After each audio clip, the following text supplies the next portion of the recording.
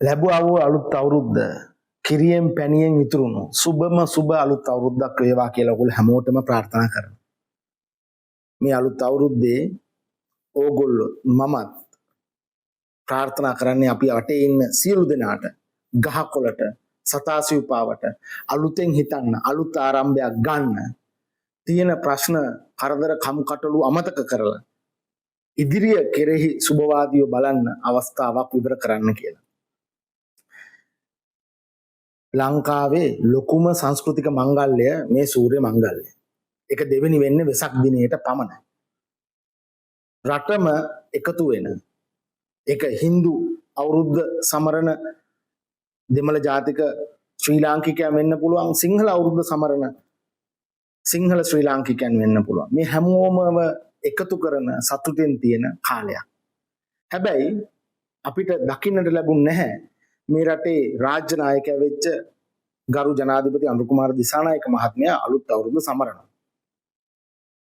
ඔහුට මේ අවුරුද්ද සමරන්න බැරුව ගියාට, ඔහුට මේ අවුරුද්ද සමරන්න කැමැත්තක් තිබුණේ නැතුණාට, ඒ සැමරීම ජනතාව එක්ක බෙදා ගන්න අකමැති වුණාට, ඉෆ්තාර් අවුරුද්ද සමරන්න ඔහුගේ අගමැතිවරියට හින්දු කෝවිලකට ගිහිල්ලා හින්දු අවුරුද්ද සමරන්න බාධාවක් තිබුණේ නැහැ. ඒ විදිහට ගත්තාම දළදා ප්‍රදර්ශනයක් තමන්ගේ ඡන්ද වැඩසටහනක් බවට පත් කරගෙන තියෙනවයි කියලා චෝදනා එල්ල වෙන පසුබිමක අපිට අහන්න සිද්ධ වෙනවා මේ අවුරුද්ද තවදුරටත් ජාතික මංගල්‍යයක් ලෙස මේ රජය පිළිගන්නේ නැද්ද කියලා. මුස්ලිම් අවුරුද්ද හරි හින්දු අවුරුද්ද හරි සමරන්න ඕනේ රජය මැදිහත් වෙලා. ඒක ඊටාම හොඳ වැඩක්. ඉෆ්තාර් උත්සවයක් අර්ලියගහ මන්දිරයේ තියෙන එක සංවිධානය කරන එක කළ යුතු වැඩක්.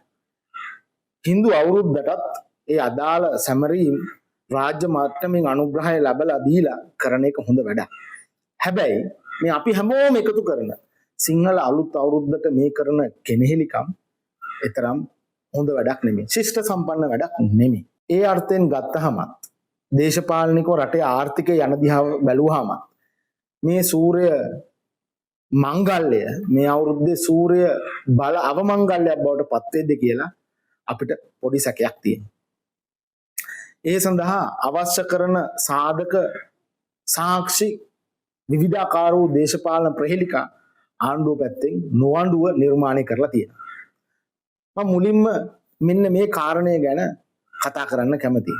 මම හිතනවා මේ තියෙන ගැටලු ගැන අවධානය යොමු කරලා සාකච්ඡා කරන එක මේ ගැටලු निराකරණය කරගන්න ප්‍රධානම අවශ්‍යතාවයක් කියලා. මුලින්ම මේ ආණ්ඩුව බලයට ආවහම කරපු විශාලතම විවාදාත්මක තීරණයක් තමයි ආචාර්ය තිලක් සිංබලාපිටිය මහත්මයාව විදුලි බල මණ්ඩලයේ සභාපති ධූරයට පත් කිරීම. ඔහු හැඳින්වෙන්නේ ලංකාවේ ගල් අඟුරු තාක්ෂණයේ පියා විදියට. දැන් ගල් අඟුරු බලාගාරවල පියා පුනර්ජනනීය බල ශක්තියෙන් 70%ක් විතර ජනනය කරගන්න ඉලක්කයකට යන රටක විදුලි බල පාලක මණ්ඩලයේ සභාපති ධූරයට පත් කිරීම නොහම්බිනා වැඩක්. මේ වැඩේ කරන්න එපයි කියලා විවිධාකාරව මේ රජයට සහාය දුන්න නොදුන්න හැමෝම ඉල්ලීම් කරා. නමුත් ඒ ඉල්ලීම් කනකට ගත්තේ නැහැ. ඒ අතර වාරේ ගිය අවුරුද්දේ 12 වෙනිදා නොවැම්බර් ලිපියක් ලියලා තිබුණා ලංකාවේ පද්ධති කළමනාකරු විසින් විදුලි බල මණ්ඩලයේ තමන්ගේ ඉහළ නිලධාරීන්ට ඩිපියුටි ජෙනරල් මැනේජර් සිස්ටම් කන්ට්‍රෝල්ට ලංකාවේ පද්ධතියේ ඉතාම විශාල ගැටලු ප්‍රමාණයක් පවතිනවා. මේ ගැටලු විසඳා ගැනීමට කඩිනම් ක්‍රියාමාර්ග ගත්තේ නැත්තම් මේ පද්ධතිය බිඳ වැටෙන්න පුළුවන් කියලා. බලශක්ති ඇමතිවරයා ඉතාම උද්දච්ච විදිහට මේ අනතුරු ඇඟවීම නොසලකා හැරියා පමණක් නෙමෙයි. ඇත්තටම මේ අනතුරු ඇඟවීම හින්දා රුපියල් ලක්ෂ 83000ක් මේ රටට පාඩු කරපු පෙබරවාරි මාසේ වෙච්ච ජාතික විදුලි බල බිඳ වැටීමට මඟ පෑදුවා. ඔහු මඟ පාදලා එහි වරද සූර්ය බල කර්මාන්තයේ පිට පැටවුවා. ඔහු කිව්වා මේ ආණ්ඩුව කිව්වා ඇත්තටම මේ පද්ධතිය බිඳ වැටීම සිද්ධ වෙන්නේ වැඩිපුර සූර්ය බලය පද්ධතියට ලබා ගන්න හින්දායි කියලා. හැබැයි ඇත්ත කතාව විදුලි බල මණ්ඩලයේම නිල වාර්තාවලට අනුව සින්ක්‍රොනයිස් ජෙනරේෂන් එක 36ක් තිබ්බහම ඇති. ඒ කියන්නේ පද්ධතිය ඇතිවන විචල්යන්ට වෙනස් වීම වලට උත්තර දෙන්න පුළුවන්, ප්‍රතිචාර දක්වන්න පුළුවන් විදුලි ජනන බලාගාර පද්ධතියේ සමස්ත ප්‍රමාණය 36ක් තිබුණාම මේ පද්ධතිය ස්ථායීව පවත්වාගෙන යන්න පුළුවන්. නමුත් පද්ධතිය දැනට ක්‍රියා විරහිත කරනවා මේ ප්‍රමාණය 50%කට වඩා අඩු නම් කියලා තමයි චෝදනා එල්ල වෙන්නේ. එතකොට සූර්ය බලය විසන්ධි කරන්න මේ එන යෝජනාවට ආණ්ඩුව පැත්තෙන් මේ එන ව්‍යායාමයට පසුබිම සලසන්න මොවුන් මේ අනතුරු වැඟීම් නොසලකා හැරියා. ඒ වගේම නොසලකා හැරිය පමණක් නෙමේ ඔවුන්ගේ වරදින් වෙච්ච ජාතික ව්‍යසනය මේ පෙබරවාරි විදුලි බිඳ වැටීමේ වගකීම සූර්ය බලය මතට පැවරුවා කියලා චෝදනා එල්ල වෙනවා. ඉතින් මේක බරපතල කාරණයක්.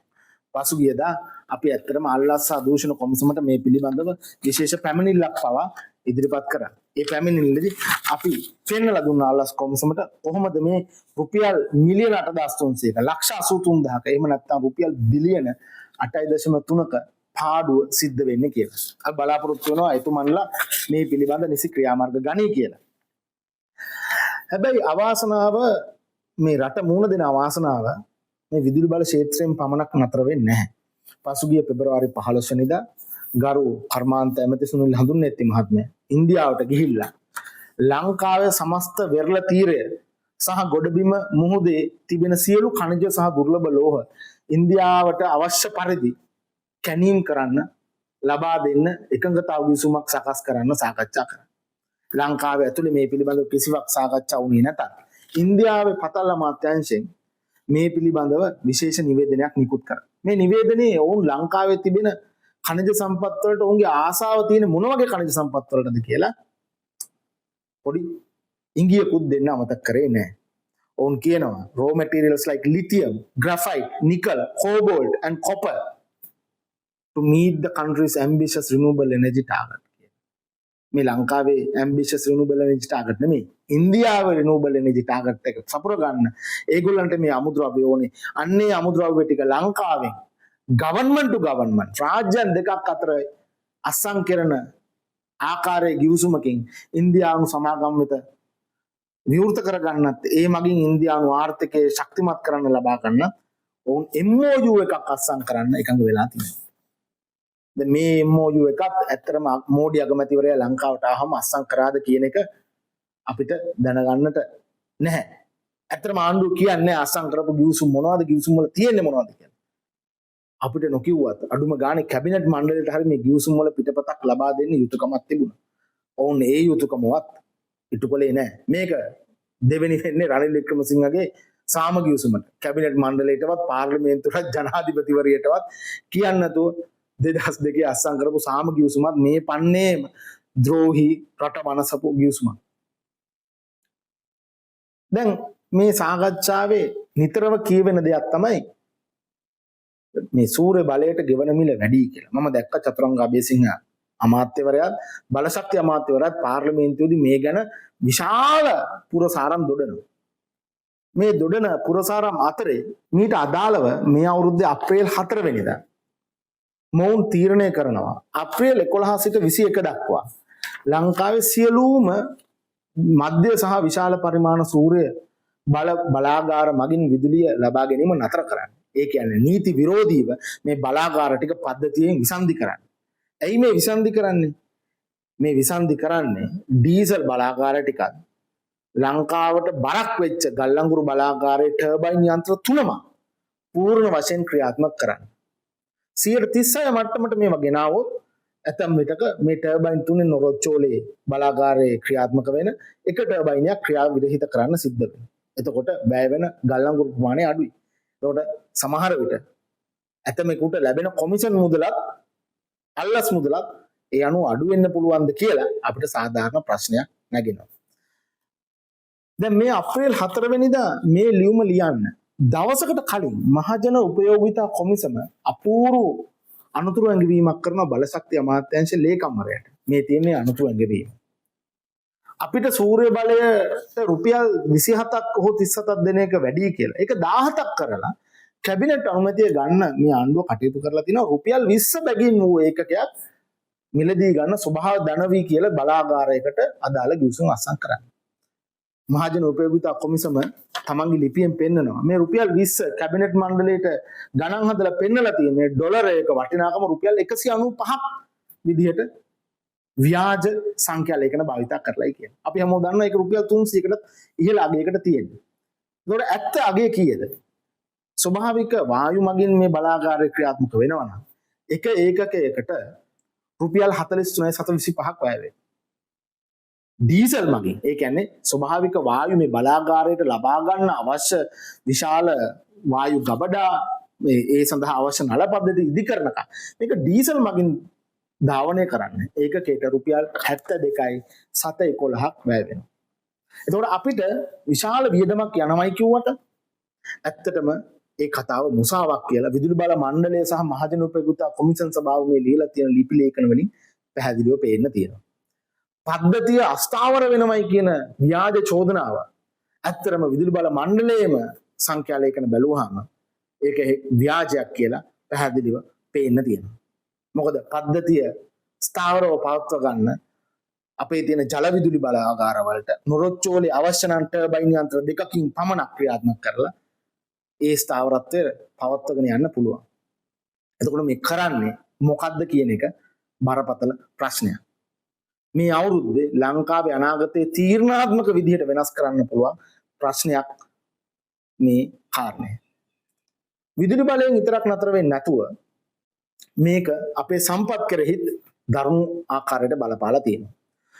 මම ඉස්සෙල්ලා කිව්වා වගේ සුනිල් හඳුන්නෙත්ති මහත්මයා අස්සම් කරන්න ලෑස්ති වෙලා ඉන්න ද්‍රෝහී ගිවිසුම වගේම ජනාධිපතිවරයා අපේ මුහුදේ අයිතිය රැකගන්න නිර්මාණය කරලා තිබ්බ ජාතික සමුද්‍ර කටයුතු පිළිබඳ කොමිසම විසිරුවා හැරීමත් බරපතල ගැටලු සහගත තීරණ.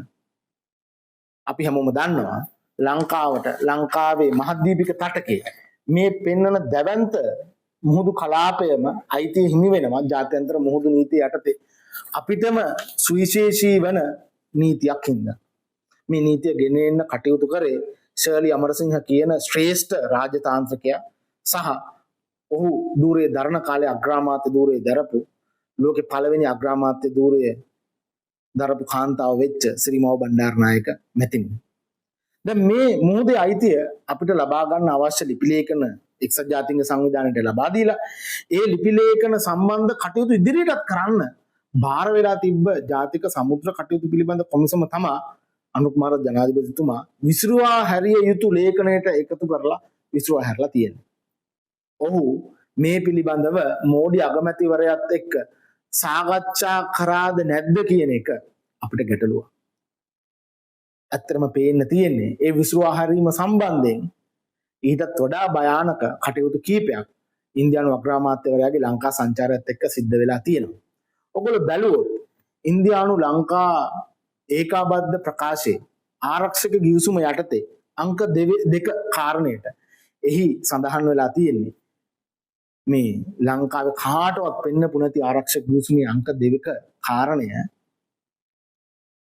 ලංකාවේ මුහුද ගවේෂණය කරලා සිටියා මැදීමේ අයිතිය ගැන කටයුතු කරන හයිඩ්‍රෝග්‍රැෆික් විෂය සම්බන්ධවත් අපි ඉන්දියාවත් එක්ක එකට වැඩ කරනවායි කියලා. මේක ජාතික ආරක්ෂාවට ඉතාම තීරණාත්මකව වැදගත් වෙන බලපාන කාරණයක්. කිසිම රටක් තමන්ගේ මුහුදේ පත්ලයේ ස්වභාවය පිළිබඳ සිතියම් වෙන රටකට පවරන්නේ නැහැ. ඒ සිතියම් නිර්මාණය කිරීමේ අයිතියවත් වෙන රටකට පවරන්නේ නැහැ. නමුත් අපිට දැනගන්නට ලැබිලා තියෙන ආකාරයට මෙන්න මේ සිතියම් නිර්මාණය කිරීමේ අයිතියත් ගවේෂණය කිරීමේ අයිතියත් ඉන්දියාවට පැවරීමට මේ ආණ්ඩුව ලෑස්ති වෙනවා. එය මේ අලුතෙන් කාටවත් පෙන්වන්න නැතුව හොරෙන් අස්සම් කරපු හොර ආරක්ෂක ගිවිසුමේ සඳහන් වෙනවයි කියලා ඒකාබද්ධ ප්‍රකාශනයේ පැහැදිලිව ලියලා තියෙනවා. ඉතින් මේ කාරණා හින්දා අපි හැමෝම මේ වෙලාවේ ඉන්නේ ටිකක් ඉච්ඡා බංගත්වය. මේ වෙන්නේ මොකද්ද? රට යන්නේ කොයි අතටද කියලා අපි කාටවත් හරි අදහසක් නැහැ. මම හිතන්නේ මේ ආණ්ඩුවේ ඉන්න බහුතර මැති ඇමතිවරුන්ටත් ඒ පිළිබඳව ලොකු අදහසක් තියෙනවායි කියලා. හැබැයි මේ සූර්ය බල කර්මාන්තය විනාශ කිරීම සහ අපේ ගොඩබිම සහ මුහුදේ තිබෙන සම්පත් ඉන්දියානුකරණයට ලක්වීම ලංකාවට හරිම භයානකයි. අපේ අනාගතයේ ඊළඟ අවුරුදු 150 200 කාලය තුල සංවර්ධනය කරන්න තියෙන ඉඩකඩ අපි නැති කර ගන්නවා හා සමානයි මේ ක්ෂේත්‍ර දෙක විනාශ කර ගැනීම. ඇයි මම එහෙම කියන්නේ? ලංකාවේ රාජ්‍යයට තියෙන ප්‍රධානම යුතුයකම තමයි, ඒ කියන්නේ පබ්ලික් කස්ටෝඩියන්ෂිප් එක තමයි ලංකාවේ මිනිසුන්ට ඉහළ ජීවන තත්ත්වයක් ලබා දෙන එක. ඉහළ ජීවන තත්ත්වයක් ලබා දෙන එකට අවශ්‍ය වෙනවා තිරසාරව වර්ධනය වෙන ජාතික ආර්ථිකයක්. ජාතික ආර්ථිකයක් හොඳින් වර්ධනය වුණොත් තමයි රාජ්‍ය ආදායම ඉහළ නංවාගෙන සමාජ සංවර්ධනයට අවශ්‍ය වියදම වැඩි කරන්න පුළුවන්. අපිට සෞඛ්‍යයට, අපේ අධ්‍යාපනයට, යටිතල පහසුකම් වලට, ජාතික ආරක්ෂාවට මේ සියල්ලටම වැය කරන මුදල ඉහළ නංව ගන්න නම් හොඳ ආර්ථික වර්ධනයක්, තිරසාර ආර්ථික වර්ධනයක් ළඟා කරගන්න ඕනේ. ඒත් තිරසාර ආර්ථික වර්ධනයක් ළඟා කරගන්න අපිට උපාය මාර්ගික වශයෙන් ලෝකේ වැදගත් වෙන කර්මාන්ත පදනමක් මේ රටේ ආර්ථිකය ගොඩනගන්න. ඉතින් එහෙම එකක් ගොඩනගන්න අපිට තියෙන උපාය මාර්ගික වශයෙන් වැදගත් එකම සම්පත තමයි අපේ khනිජ සම්පත.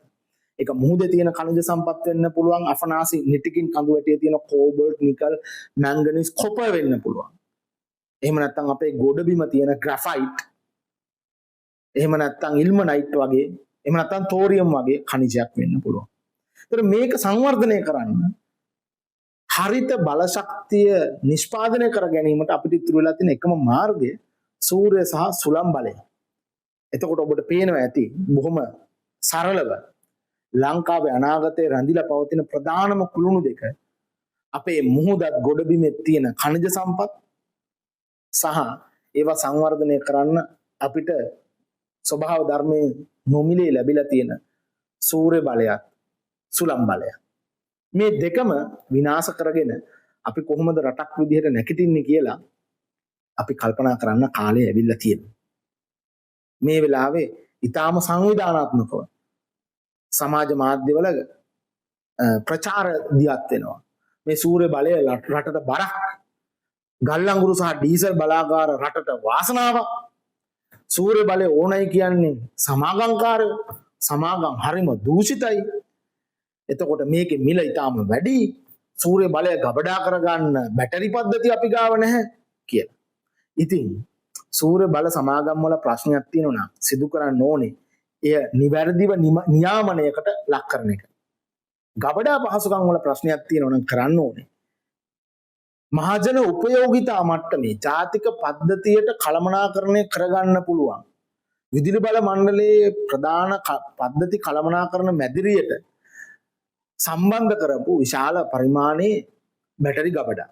ඒක ලිතියම් බැටරි ගබඩා වෙන්න පුළුවන්. එහෙම නැත්නම් පම්ප් ඇන්ඩ් ස්ටෝරේජ් විදිහට අපේ ජල විදුලි බලාගාර භාවිතා කරලා බල ශක්තිය ගබඩා කිරීමට ඉදි කරන ගබඩා පහසුකම් වෙන්න පුළුවන්.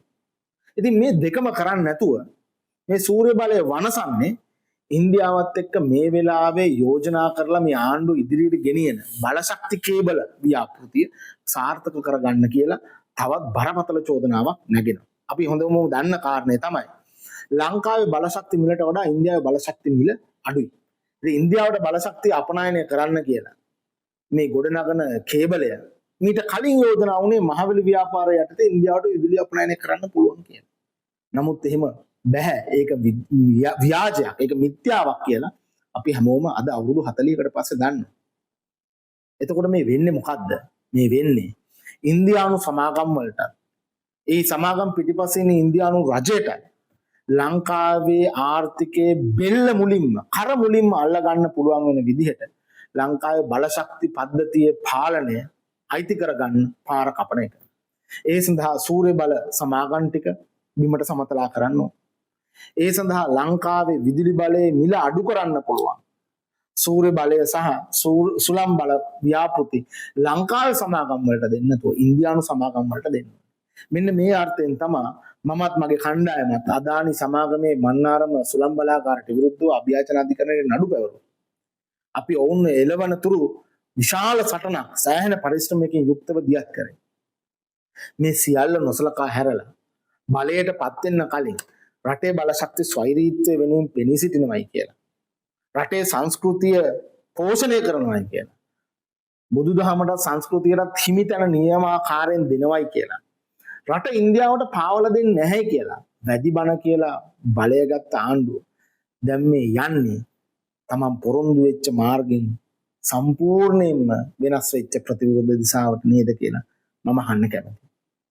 ඉතින් මේ අවුරුද්ද අපිට වාසනාවන්ත කරගන්න නම්, මේ රටට වාසනාවන්ත කරගන්න නම් අපේ අවුරුද්දේ සතුටින් ඉන්න ප්‍රාර්ථනා ඉෂ්ට කරගන්න නම් මම හිතනවා අපි කරන්න ඕන පළවෙනි දේ මේ රටේ මේ තියෙන ප්‍රශ්න ගැන තීරණාත්මකව මැදිහත් වෙලා මේ රජය නිවැරදි මාවතකට ගන්න මහජනයා විදිහට අපේ බලපෑම කරන එක. අන්න එහෙම බලපෑමක් කරන්න ශක්තිය, ධෛර්යය, වාසනාව ලැබෙන අලුත් අවුරුද්දක් වේවා කියලා මම ප්‍රාර්ථනා කරන්න කැමතියි. බොහොම ස්තුතියි.